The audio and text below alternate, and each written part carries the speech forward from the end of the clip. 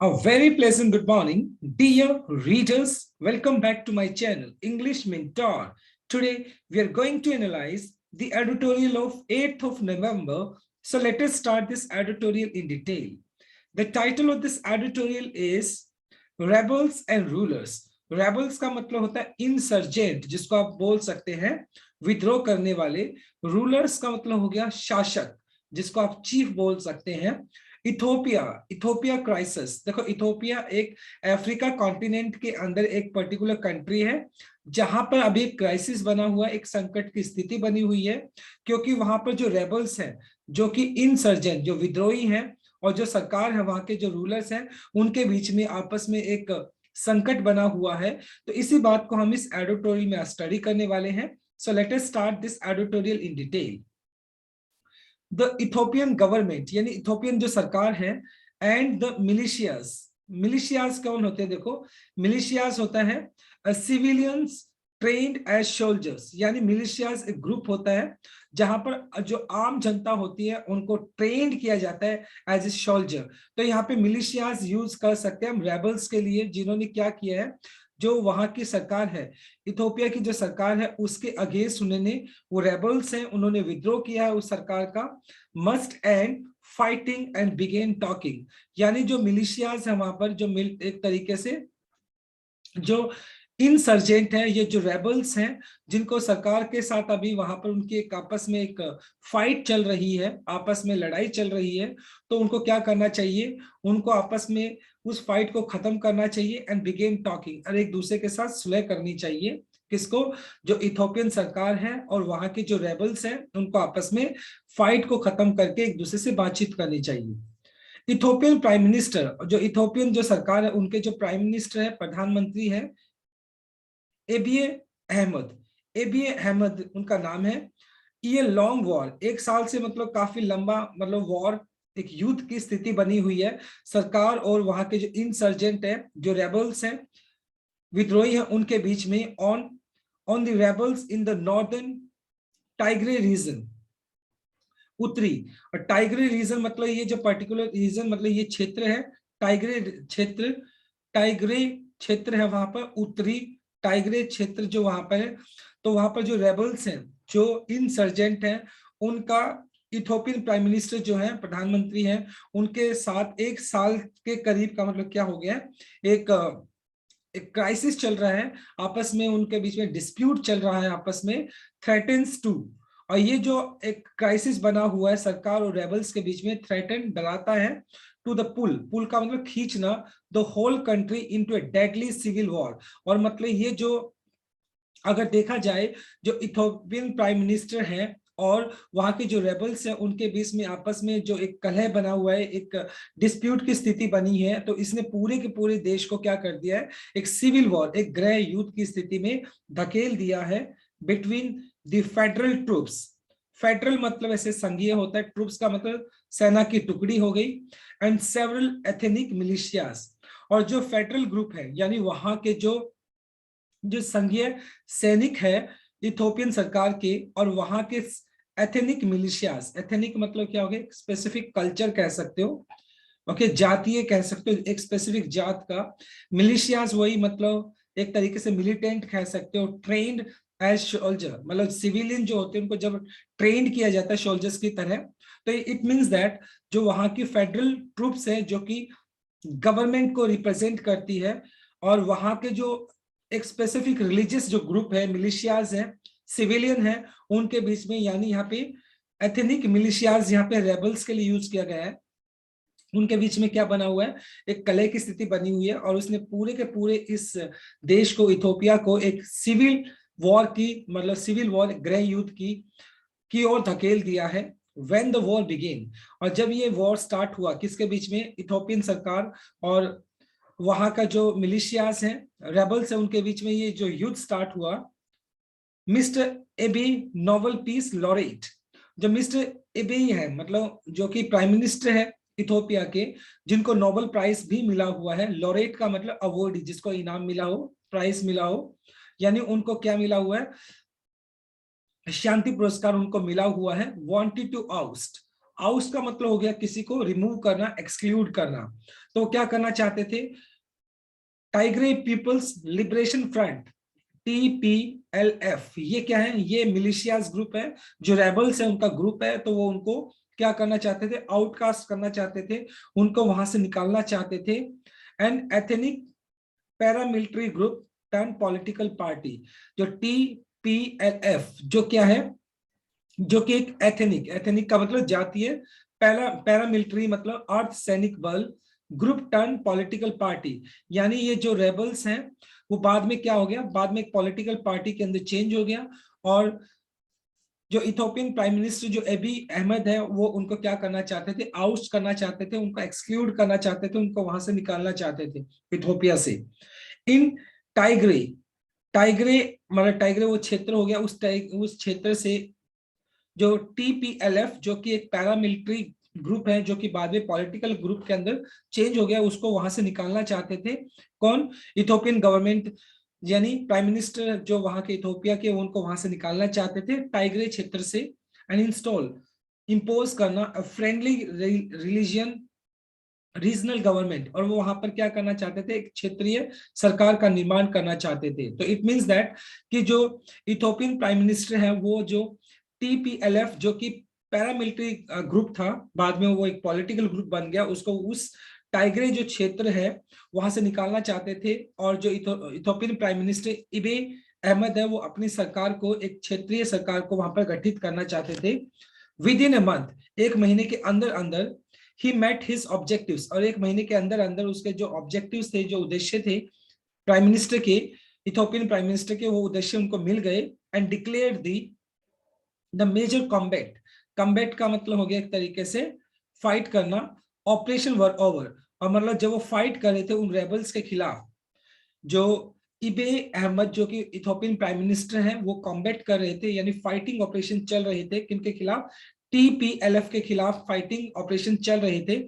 और कहीं ना कहीं जो इथोपियन प्राइम मिनिस्टर हैं, उनको वो जो उनके ऑब्जेक्टिव्स थे, जो उनके पर्पस थे, उद्देश्य थे, वो बिल्कुल साफ साफ उनको मिलते हुए दिखाई पड़े। यानी कहीं ना कहीं वो अपनी सरकार वहां पर स्टेबल कर पाए, बना पाए। But retaining control over the rebellious rebellious region. Rebellious देखो, रेबल से बना हुआ है, यानी एक ऐसा क्षेत्र जहां पे विद्रोह पनपता है। यानी कहीं ना कहीं जो इथोपियन प्राइम मिनिस्टर है, उन्होंने मतलब वो जो एक प्राइम प्राइम मिनिस्टर जो शिप है, वो तो उन्होंने रिटेन कर लिया, वहां पर उन्होंने अपना शासन तो जमा लिया। लेकिन एट द सेम टाइम जो रेबेलियस रीजन था, जो क्षेत्र था जहाँ पे विद्रोह पनप रहा था, वो उनके ऊपर कंट्रोल करना चाहते थे, लेकिन वो उसको कंट्रोल नहीं कर पाए। वो was harder than ousting the rebels. यानी कहीं ना कहीं उस क्षेत्र को जहां पर जो विद्रोह पनपा था, उसको कंट्रोल में लेना कहीं ना कहीं जो प्राइम मिनिस्टर एबे अहमद है, उनके लिए मुश्किल था, की बजाय कि उन रेबल्स को वहां से निकालना। यानी टाइग्रे क्षेत्र से उन रेबल्स को निकालना, विद्रोही को वहां से निकालना, उनको उससे कहीं ज्यादा जो रेबेलियस रिलीजन था, रीजन था, जो क्षेत्र था, वहां पर पावर को कंट्रोल करना उनके लिए कहीं ना कहीं मुश्किल था। Right? So this is our very first slide. In this slide we discussed कि जो इथोपिया जो कंट्री है, वहां पर अभी एक क्राइसिस बना हुआ है। रेबल्स और जो रूलर्स हैं, यानी वहां के जो प्रधानमंत्री की जो सरकार है, इथोपियन गवर्नमेंट है, और रेबल्स जो कि वहां के विद्रोही हैं, उनके बीच में क्या है? आपस में एक कलह की स्थिति बनी हुई है, जिसने पूरे के पूरे इथोपिया को एक सिविल वॉर की स्थिति में ला दिया है, एक गृह युद्ध की स्थिति में ला दिया है। Right? So this is the very first slide. Now let us discuss the grammar concept. देखो, मस्ट आपका मॉडल वर्ब हो गया, जो कि स्ट्रॉन्ग ऑब्लिगेशन को दिखाता है। उसके बाद आपने एंड यूज कर लिया, जो कि V1 हो गया। फाइटिंग, देखो फाइटिंग अगर मैं देखूं, यहाँ पे फाइटिंग यहाँ पर हो गया आपका एक तरीके से जीरेंड आपने यूज कर लिया। राइट? बिटवीन, जब आप दो के बीच में बात करते हैं तो बिटवीन आप यूज कर लेते हैं, जैसे federal troops and ethnic militias के बीच में बात चल रही थी यहाँ पर। टू आउस्ट, यहाँ पे 2+V1 आपने यूज कर लिया, जो कि आपका इन्फिनेटिव केस हो गया। हार्डर देन, हार्डर आपका हो गया कंपैरेटिव डिग्री, और कंपैरेटिव डिग्री जनरली आप देन THAN देन के साथ बताते हैं। Right? Now let us discuss the second slide. देखिए, मोर ओवर, और इससे कहीं ज्यादा, mister Abiy seems to have overlooked, और कहीं ना कहीं मतलब मतलब कहीं ना कहीं जो प्राइम मिनिस्टर है इथियोपिया के, उन्होंने भी क्या किया, वो पावर को वहां पे कैप्चर करना चाहते थे, और उन्होंने क्या किया, टू हैव ओवरलुक्ड, ओवरलुक्ड का मतलब इग्नोर करना, टाइग्रिस कॉम्प्लेक्स हिस्ट्री, और जो टाइग्रिस नाम की जो एक क्षेत्र है, वहां का जो इतिहास है वो बहुत ज्यादा जटिल है, और कहीं ना कहीं मिस्टर एम ए अहमद ने भी उस जटिल इतिहास को क्या किया, इग्नोर किया। उस क्षेत्र का जो इतिहास है वो बहुत ही जटिल है, और उन्होंने भी इस जटिल इतिहास को क्या किया, उन्होंने ओवरलुक किया, उनकी उसको इग्नोर किया। द माउंटेनियस, पहाड़ी क्षेत्र, रीजन क्षेत्र, that shares a long border with Eritrea, Eritrea मतलब एक जगह का नाम हो गया, और जो माउंटेन, जो टाइग्रेस नाम का जो एक क्षेत्र है, वो इरिटिया नाम का जो एक पर्टिकुलर कंट्री है उसके साथ क्या करता है, उसके साथ, सॉरी, ये इरिटिया नाम की एक जगह है, उसके साथ उसकी बाउंड्री शेयर होती है। वो is the base of resistance against, resistance का मतलब विद्रोह, प्रतिशोध करना, प्रतिरोध करना, अगेंस्ट दी मिलिट्री डिक्टेटरशिप इन 1970-80 की अगर बात की जाए, तो कहीं ना कहीं अगर यहाँ बताने की कोशिश की गई है 1970-80 के अंदर, 1970-80 यानी ये जो दशक की बात की गई है, जहां पर अगर बात की जाए तो ये जो रेजिस्टेंस चला था, ये जो प्रतिरोध चला था, तो इरिटिया नाम की जो जगह वहां से स्टार्ट हुआ था। और ये जो मिलिट्री डिक्टेटरशिप की बात की जाए, इस पर्टिकुलर टाइम पीरियड के अंदर जो इथोपिया है वहां पर मिलिट्री राज था, और ये जो रेजिस्टेंस चला था वो कहां से स्टार्ट हुआ था, वो इरिटिया नाम की जगह है, वहां से स्टार्ट हुआ था।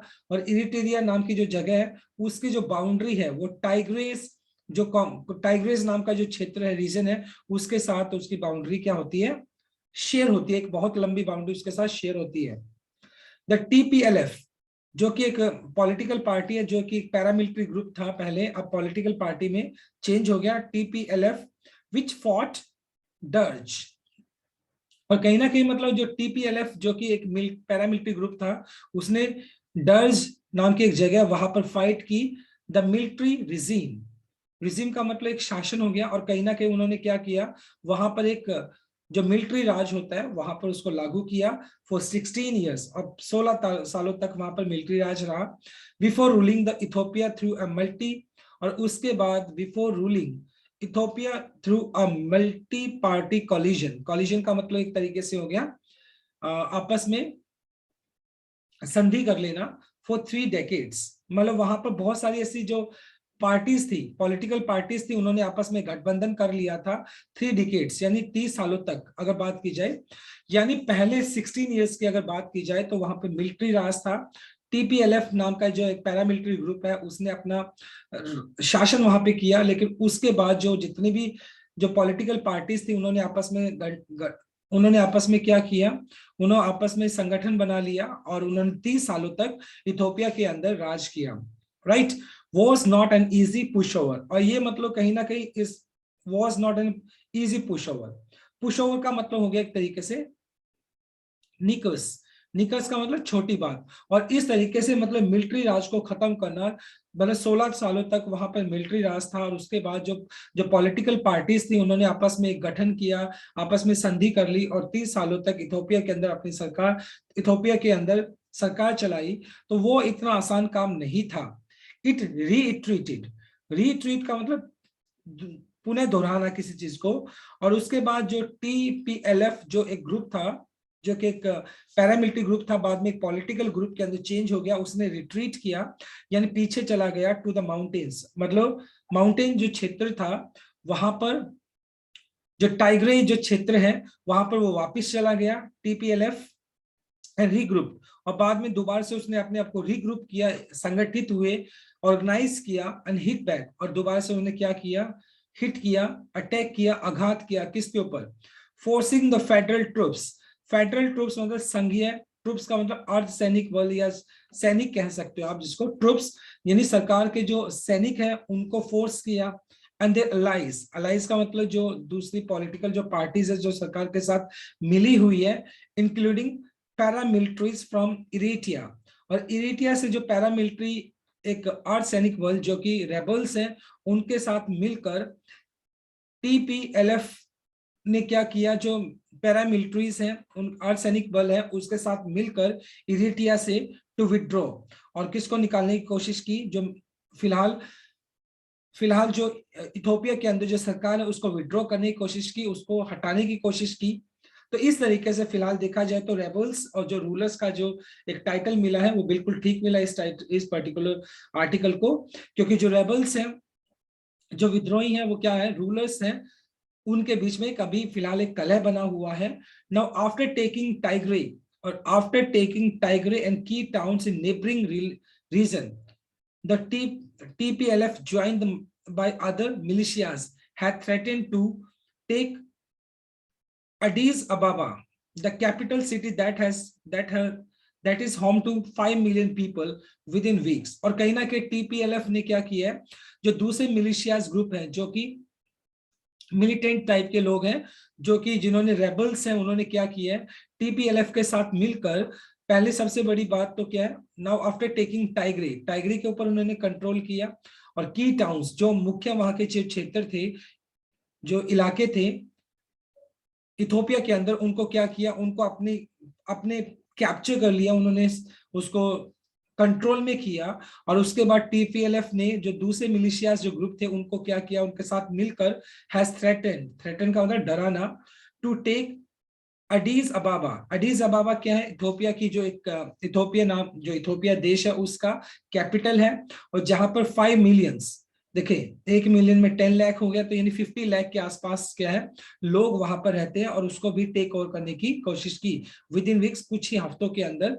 तो इस तरीके से टीपीएलएफ ने अपना जो रेजिस्टेंस है, प्रतिरोध है, वो दिखाने की कोशिश की है, और दूसरे जो मिलिशियाज ग्रुप है उनके साथ मिलकर सबसे पहले उसने टाइग्रे और फिर जो की टाउन्स है इथोपिया के, उसको कंट्रोल करने की कोशिश की। एट द सेम टाइम अब वो उनका पूरा का पूरा फोकस किसके ऊपर है, जो एडिस अबाबा नाम की जो कैपिटल है इथोपिया की, उसको क्या करना चाहते हैं, उसको कंट्रोल करना चाहते हैं in his attempt to shake up. और कहीं नहीं, एट द सेम टाइम अगर प्राइम मिनिस्टर की अगर बात की जाए तो वो भी क्या करना चाहते थे, शेक अप, हिलाना चाहते थे इथोपियाज पावर स्ट्रक्चर, यानी जो इथोपिया के जो स्ट्रक्चर है, पावर स्ट्रक्चर मतलब जो पावर शक्ति होगी, ताकत होगी, स्ट्रक्चर मतलब एक तरीके से संरचना होगी, encourage the former ruling elites। और कहीं ना कहीं मतलब जो प्राइम मिनिस्टर वहां के अबाई अहमद, वो भी क्या करना चाहते थे, जो इथोपिया के जो पावर स्ट्रक्चर है उसको क्या करना चाहते थे, हिलाना चाहते थे। और फॉर्मर इलीट का मतलब हो गया एक तरीके से अपर क्लास, और उनको क्या करना चाहते थे, उनका दमन करना चाहते थे। मिस्टर एबी हैज अनलीज्ड का मतलब रिलीज कर देना, a series of event that is no longer in his position to control।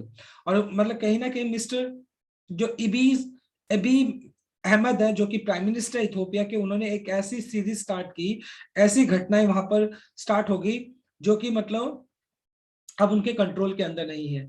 तो कहीं ना कहीं जो प्राइम मिनिस्टर वो भी क्या करना चाहते थे, जो टीपीएलएफ है उनको आउटकास्ट करना चाहते थे, वहां से निकालना चाहते थे। और अल्टीमेटली अनफॉर्चुनेटली क्या हो गया, वहां पर एक जो रेबेलियन है, जो टीपीएलएफ की अगर बात की जाए, उन्होंने दूसरे मिलिशियाज ग्रुप है उनके साथ मिलकर सरकार के खिलाफ क्या किया, प्रोटेस्ट किया, एक तरीके से सरकार के साथ ही भिड़ गए हैं वो, और इथोपिया को कंट्रोल करने की बात आ गई यहाँ पर। At the same time mister Abiy जो अहमद है, वो उन्होंने भी क्या किए, कुछ ऐसे इवेंट स्टार्ट किए जो कि अब उनके कंट्रोल के अंदर नहीं है। तो इस तरीके से बिल्कुल एक बहुत ही कॉम्प्लिकेटेड सिचुएशन यहाँ पर बन गई है। इसके बीच में रेबेलियन जो है, विद्रोह करने वाले हैं, और जो इथोपियन गवर्नमेंट है, उनके बीच में बहुत ही क्रिटिकल एक सिचुएशन बन गई है। Now let us discuss the grammar concept. देखो टू हैव वैसे अगर देखें तो इन्फिनेटिव केस हो गया, और हैव के बाद आपने थर्ड फॉर्म यूज कर लिया तो इन्फिनेटिव परफेक्ट हो गया ये आपका। बिफोर आपका प्रेपोजिशन हो गया, उसके बाद आपने रूलिंग यूज कर लिया जो कि V1 प्लस आईएनजी जीरेंड है। नेबरिंग रीजन आपका वैसे नाउन हो गया, तो नेबरिंग आपका V1 प्लस आईएनजी जो कि प्रेजेंट पार्टिसिपल एडजेक्टिव है। और अ सीरीज ऑफ इवेंट्स ये जनरली आपका जब आप कलेक्टिव नाउन को बताते हैं तो अ सीरीज ऑफ इवेंट्स के लिए आप यूज कर सकते हैं। Now let us move on to our third slide. When the country moved to a parliamentary system, और जब ये कंट्री जो है यानी इथोपिया है, मूव टू, पहले मिलिट्री राज था वहां पर, उसके बाद जब पैरा पार्लियामेंट्री पार्लियामेंट्री संसदीय सिस्टम व्यवस्था from military dictatorship in 1990।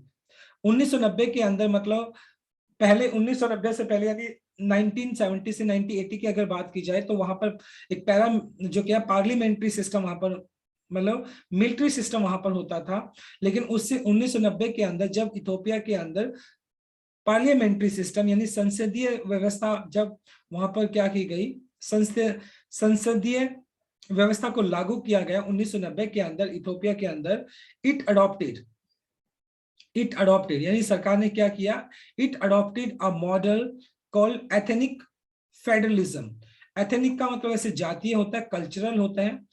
Federalism का मतलब ग्रुपिज्म हो गया, groupism, in which the regions largely divided on ethnic lines enjoy some autonomy while the federal government controlled by the TPLF focused on national unity, economic growth and defense। तो देखो जब मतलब when the country moved to the parliamentary system, जब country 1990 के अंदर संसदीय व्यवस्था के अंदर गई तो उस टाइम क्या हुआ, इट अडॉप्टेड तो इस पर्टिकुलर कंट्री ने, इथोपिया ने क्या अडॉप्ट किया, एक ऐसा मॉडल अडॉप्ट किया जिसको एथनिक फेडरलिज्म के नाम से जाना जाता है, जिसके अंदर क्या था, जो स्पेसिफिक रीजन्स थे, क्षेत्र थे, largely divided on ethnic lines, मतलब ऐसे क्षेत्र इथोपिया के अंदर जहां पर मतलब उनको जाति के हिसाब से क्या किया गया था, डिवाइड किया गया था। एंजॉय सम ऑटोनॉमी, मतलब कुछ ऐसे पर्टिकुलर क्षेत्र थे जहां पर ऑटोनॉमी थी, लिबर्टी थी, स्वतंत्रता थी, क्योंकि वो एक स्पेसिफिक एथनिक ग्रुप से बिलोंग करते थे। वाइल द फेडरल गवर्नमेंट, बल्कि जो फेडरल गवर्नमेंट थी कंट्रोल बाय द TPLF, लेकिन उसका जो फेडरल गवर्नमेंट थी वहां की, उसको कंट्रोल कौन कर रहा था, TPLF।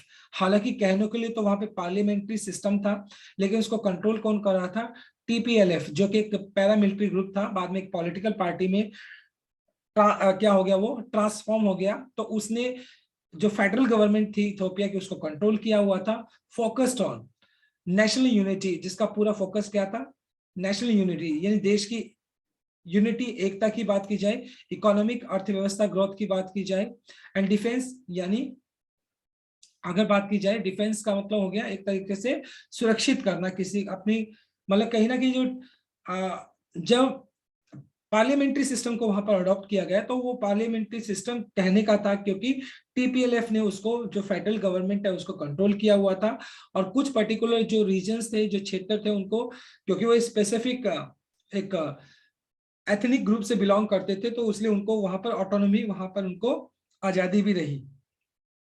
This model worked at least for a decade, और ये जो मॉडल है, इस मॉडल ने 10 सालों तक काम किया as Ethiopia Africa second most populous country. और इथोपिया वैसे भी क्या है, साउथ अफ्रीका की मोस्ट पॉपुलस यानी सबसे ज्यादा, सेकंड लार्जेस्ट आप कह सकते हो पॉपुलेटेड कंट्री है।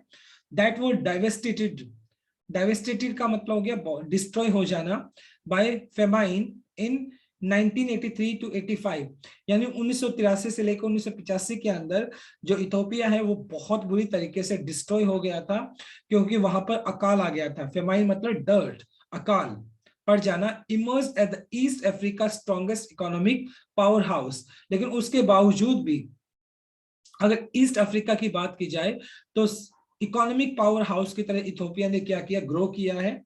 यानी कहीं ना कि इतने सारे चैलेंजेस के बाद भी इथोपिया ने, मतलब जो उसका इकोनॉमी है बहुत स्ट्रांग हुआ है, उसने डेवलपमेंट दिखाया है वहां पर।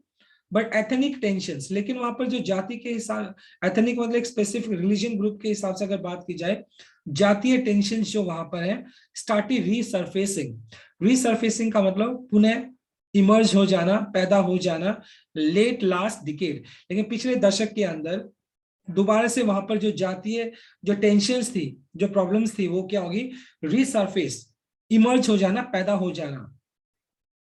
मिस्टर एबेई एंड एथनिक ओरोमो एक मतलब एथनिक ग्रुप है, एक स्पेसिफिक जाति कह सकते हो, वो chosen to put the country back on the trajectory का मतलब पाथ हो गया ऑफ ग्रोथ एंड स्टेबिलिटी। और उसके बाद मिस्टर एबियो को क्या किया गया, जो कि एक स्पेसिफिक ओरोमो नाम की एक एथनिक ग्रुप से बिलोंग करते हैं, उनको चूज किया गया था किस बात के लिए, कि वो country back on the trajectory, कि वो कंट्री को क्या करेगा, उस रास्ते पर, यानी ग्रोथ, प्रोग्रेस, विकास के रास्ते पर लेकर आएंगे वो, एंड स्टेबिलिटी, और वो सरकार को क्या करेंगे, स्टेबल करेंगे। तो इस पर्पज से उनको क्या किया गया था, वहां का प्रधानमंत्री बनाया गया था।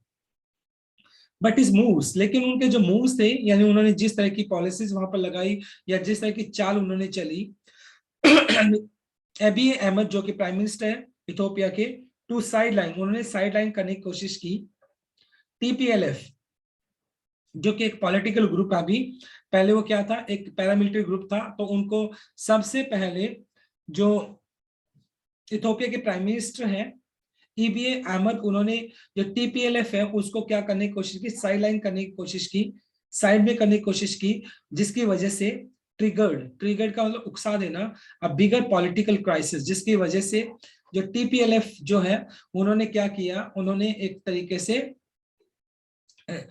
रेजिस्टेंस दिखाया, प्रतिरोध दिखाया, और उसके बाद वहां पर एक पॉलिटिकल, एक राजनीतिक एक संकट पैदा हो गया। क्योंकि वहां पर जो रेबेलियन थे, जो विद्रोही थे, उन्होंने क्या किया, जो इथोपियन गवर्नमेंट के प्राइम मिनिस्टर हैं जो अबी अहमद, उनके खिलाफ क्या किया दिया, एक तरीके से प्रोटेस्ट किया, और वहां पर अभी फिलहाल एक पॉलिटिकल क्राइसिस पैदा हो गया, विच इवेंचुअली मतलब आफ्टरवर्ड्स, इसके बाद led to the war in the Tigray, और मतलब कहीं ना कहीं एक टाइग्रे जो क्षेत्र है वहां पर एक वॉर जैसी स्थिति पैदा हो गई, सिविल वॉर जैसी स्थिति वहां पर पैदा हो गई। किनके बीच में, जो रेबिलियन है और जो इथोपियन गवर्नमेंट है उसके बीच में। Mister Abiy is now on defensive, defensive का मतलब अपने आप को बचाव के अंदर लाना। The move to take control Tigris has failed, क्योंकि जो मिस्टर एबी अहमद है वो क्या करना चाहते थे, टाइग्री जो क्षेत्र है वहां पर अपनी पावर को कैप्चर करना चाहते थे, लेकिन वो पूरी तरीके से उसमें फेल हो गए। और कहीं ना कहीं अभी जो जो एबी अहमद जो कि प्राइम मिनिस्टर है इथोपिया के, वो डिफेंसिव दिखाई पड़ते हैं, वो अपने आप को बचाते हुए दिखाई पड़ते हैं, क्योंकि उनका जो मूव थे, जो वो टीपीएलएफ को साइडलाइन करना चाहते थे, वो कहीं ना कहीं गलत पड़ते हुए दिखाई पड़े, और जिसकी वजह से उनको प्रोटेस्ट का सामना करना पड़ा, और वहां पर इथोपिया के अंदर पॉलिटिकल क्राइसिस की स्थिति पैदा हो गई, right. So this is our third slide. Now let us discuss the grammar concept. देखो अडॉप्टेड आपका V2 हो गया, जो कि पास्ट इंडेफिनाइट है। मोस्ट पॉपुलस, ये सुपरलेटिव डिग्री हो गया, पॉपुलस से वैसे आपका एडजेक्टिव हो गया, जो कि मोस्ट पॉपुलेटेड के लिए यूज किया गया है। स्टार्टेड, रीसर्फेसिंग, स्टार्टेड के बाद देखो आपने V1 प्लस आईएनजी जो कि आपका जीरन है, रीसर्फेसिंग जो कि नाउन की तरह काम कर रहे हैं। हैज फेल्ड आपका प्रेजेंट परफेक्ट हो गया, हैज के बाद आपने थर्ड फॉर्म यूज किया है। Now let us move on to last slide। देखते हैं, इफ ही स्टॉप्स, और अगर मतलब प्राइम मिनिस्टर जो है इथोपिया के, अगर वो इस चीज को रोकते हैं, द मिलिट्री ऑपरेशंस, जो मिलिट्री ऑपरेशन फिलहाल वहां पर चले हुए हैं इथोपिया के अंदर स्थिति को कंट्रोल करने के लिए, तो अगर कहीं ना कहीं अगर वो मिलिट्री ऑपरेशंस को रोकते हैं, इट वुड बी सीन, इसको इस तरीके से देखा जाएगा उनकी कमजोरी की तरह, एंड द रेबल्स और उनको विद्रोही की तरह देखा जाएगा। क्योंकि फिलहाल जो ऑपरेशंस चल रहे हैं वहां पर, अगर उन ऑपरेशंस को रोका जाता है, तो कहीं ना कहीं जो इथोपिया के जो प्राइम मिनिस्टर है उनको इसको वीकनेस की तरह देखा जाएगा, उनको एक रेबिलियन की तरह देखा जाएगा। इम्बोल्डेंड का मतलब हो गया इनकरेज, प्रोत्साहित होना, bye there recent victories and political support they gain from opposition groups, could March southwards. और कहीं ना कहीं मतलब जो इथोपियन सरकार है, डेफिनेटली सी बात है, उनकी जो विक्ट्री है, जो जीत है, और उनको eight the same time political जो सपोर्ट मिला है, एबी अहमद जो कि प्राइम मिनिस्टर है, दे गेन फ्रॉम अपोजिशन ग्रुप्स, यानी जो अपोजिशन ग्रुप्स हैं वहां पर इथोपिया के अंदर, उनका भी पॉलिटिकल सपोर्ट उनको मिला है, और कुड मार्च साउथवर्ड, और उसके बाद वो साउथ की तरफ मूव कर सकते हैं। यानी एट द सेम टाइम मतलब यहाँ पे बताने की कोशिश की गई है कि फिलहाल जो मिलिट्री ऑपरेशंस वहां पे चले हुए हैं इथोपिया के अंदर, अगर वो उनको रोकते हैं तो उनको वीकनेस की तरह देखा जाएगा। एट द सेम टाइम जो इथोपियन जो गवर्नमेंट है, उनको जो दूसरी पॉलिटिकल पार्टीज हैं, अपोजिशन ग्रुप है, उनका भी उनको साथ मिला हुआ है।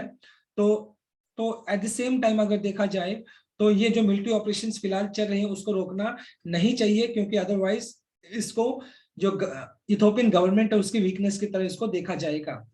N all out civil war would be disastrous, और अगर देखा जाए जो पूरा का पूरा चौतरफा ऑल आउट सिविल वॉर, गृह युद्ध, वुड बी डिजास्ट्रस, डिजास्ट्रस का मतलब बेलफुल, बहुत ही खतरनाक, हानिकारक। It could open all ethnic wounds. और अगर मतलब एक ऐसी स्थिति बन गई कि चारों तरफ क्या है, सिविल वॉर छिड़ जाता है, तो डेफिनेटली सी बात है, जो पुराने जख्म है, जो जातीय जख्म है, ethnic wounds, ethnic specific religion हो गया, और वुंड्स का मतलब हो गया घाव, तो ये पुराने घाव है उसको कहीं ना कहीं खोलकर रख देगा।